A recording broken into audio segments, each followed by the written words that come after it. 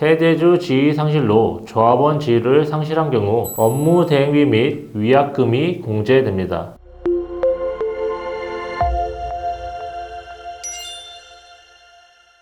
안녕하세요. 법무법인 담정 재건축 재개발 전문 부동산 전문 정정주 변호사입니다. 지역주택조합을 탈퇴하고 싶은데 안심보장증서가 없다면 아주 방법이 없을까요? 가장 손쉬운 방법은 바로 세대주 지위를 상실시키는 것입니다. 대법원 2020-227639 판결은 지역주택조합은 일정한 지역에 거주하는 주민이 주택을 마련할 수 있도록 하는 제도로서 해당 조합 주택의 입주 가능일까지 무주택 또는 소형주택 세대주의 지위를 유지해야 하는 것으로 조합원 자격을 제한하고 있고, 이러한 자격 제한에 관한 구주택법이나 구주택법 시행령 규정은 당사자의 의사에 따라 적용을 배제할 수 없다. 조합원이 조합주택의 입주 가능일 전에 세대주 지위를 상실하여 지역주택조합의 조합원 자격에 해당하지 않게 된 경우에 조합원 자격을 자동으로 상실하고 조합원 지위도 상실한다고 보아야 한다. 이렇게 판시하여 세대주 지위를 상실한 경우 조합원 지위를 자동으로 상실한다고 판시하고 있습니다. 그런데 세대주 지위 상실로 조합원 지위를 상실한 경우 업무 대행비 및 위약금이 공제됩니다. 먼저 업무 대행비 공제에 대해 대법원의 입장을 알아보도록 하겠습니다. 대법원 2022-252417 판결은 조합원의 지위 상실로 인한 분담금 환급 절차에서 조합의 비용 중 일정 부분을 공제하는 경우 조합원에게 조합의 비용 중 일정 부분을 부담하도록 하기 위하여는 그와 같은 취지를 조합규약이나 조합총회 결의, 조합과 조합원 사이의 약정으로 미리 정해야 한다. 규약 제12조 제2항 제4호는 업무 대행비는 반환되지 아니한다 라고 규정하고 있다. 원고들이 조합원 자격을 상실하여 기납부한 납입금을 환급받는 경우에도 원고들은 규약 제12조 제2항 제4호에 따라 원고들이 각 조합 가입계약 시 지급한 업무 대행비는 그 사용 여부와 관계없이 반환받지 못한다고 봄이 상당하다 라고 판시하였습니다.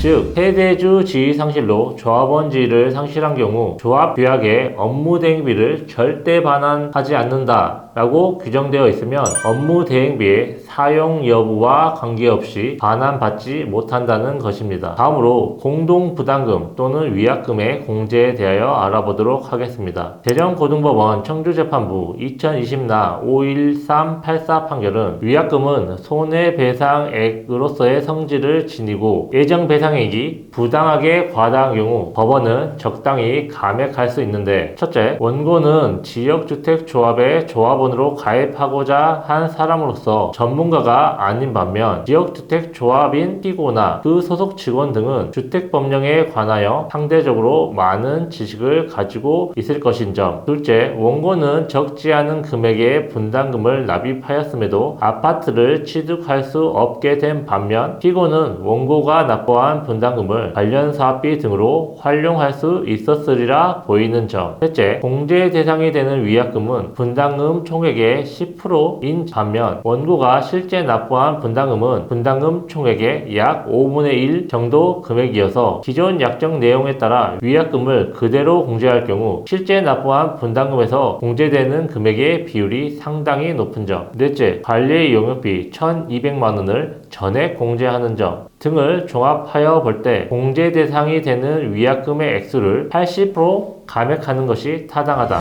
라고 하여 기존 총 분담금 10%였던 위약금을 80% 감액해 총 분담금의 2% 수준으로 직권 감액하였습니다. 사실 보험 변호사는 2022년경부터 줄기차게 지역주택조합의 조합원 지위 상실로 인한 위약금의 규모는 기존 분담금의 2에서 3% 정도가 적당하다고 주장해온 바 있습니다. 첫째, 일반 부동산 매매나 일반 분양에서의 위약금이 총 매매대금의 10% 선입니다. 기존 판례들은 이러한 거래 간섭에 비추어 지역주택조합 자격 상실에도 그대로 적용되어야 한다고 판시해 왔습니다. 그러나 일반 부동산의 경우 실제 부동산이 존재하고 있는 상태에서 매매 계약이 체결되는 것이고, 일반 분양의 경우 토지 매입이 100% 착공이 된 상태에서 선분양이 이루어지는 것인데 반해 지역주택조합은 부지 매입이 전혀 되지 않는 상태에서 조합원 가입을 받고 있는 시점이기 때문에 일반 부동산 매매와 동일하게 볼 수는 없는 것입니다. 지역주택조합 아파트의 경우 조합원 가입부터 받고 납입금을 통해 아파트 부지를 매입하기 시작하고 국토교통부 통계상 준공에 이른 사례가 조합 설립 인가를 받은 조합 중 20%를 하회하고 있고 조합 설립 인가도 받지 못한 조합까지 감안하면 지역주택조합의 사업 성공률은 5% 미만으로 보여집니다. 지역주택조합 아파트의 경우 부지 매입이 전혀 되지 않는 상태에서 가입 계약이 체결되어 아파트 공급 가능성이 매우 희박하다는 점에서 기존 목적물이 현존하고 있는 기성 아파트에 대한 매매 계약은 물론 아파트 부지가 모두 매입되고 분양 보증을 받아 착공된 이후에 분양 계약을 체결하는 일반 분양과도 현저한 차이가 있음에도 일부 판결들은 이러한 점을 간과하고 있다고 보여집니다. 둘째, 지역주택조합 아파트의 입주 예정일이 상당히 지연되더라도 조합원은 특별한 계약 해제권이나 지체보상금 청구권을 행사할 수 없으나 일반 분양 계약자는 입주 예정일이 3개월 초과된 경우 계약 해제권을 행사할 수 있고 입주 예정일이 초과한 일수만큼 지체보상금 청구를 할 수 있다는 점에서 큰 차이가 있습니다. 셋째, 주택법 제63조는 공급질서 교란 행위에 대하여 형사처벌까지 받도록 규정되어 있음에도 불구하고 사업주체가 그 공급계약을 취소하기 위해서는 그 공급질서 교란 행위자에게 주택 가격에 해당하는 금액을 지급하도록 규정하고 있습니다. 세대주 상실, 2주택 소유 등 사유로 조합 자격을 상실하여 탈퇴가 이루어진 경우 가입계약이나 정관 규정에 의하여 위약금 공제가 이루어지게 되는데 위 공급 질서 교란 행위자에 비해 불법성이 전혀 없음에도 총 분담금의 10%를 상회하는 위약금을 공제한다는 것 자체가 매우 불합리하다고 할 것입니다. 넷째, 만약 조합원 자격 상실분에 대하여 조합원 분양가보다 높은 가격에 일반 분양이 이루어졌다면 이러한 점도 고려되어야 할 것입니다. 다섯째, 장기간 조합 설립 인가는 물론 토지 확보가 되지 아니하는 등 사업 지연으로 인해 이직, 결혼, 부양 등의 사유로 부득이 주택 구입이나 세대주 지위 상실이 이루어졌다면 이러한 점도 고려되어야 할 것입니다. 업무 대행비를 전액 공제하는 것도 불합리하다고 여겨지지만 대법원에서 업무 대행비를 전액 공제되어야 한다는 식으로 정리가 되어버려서 당분간 하급심에서 이 부분을 달리 판단하는 것은 어려워 보입니다.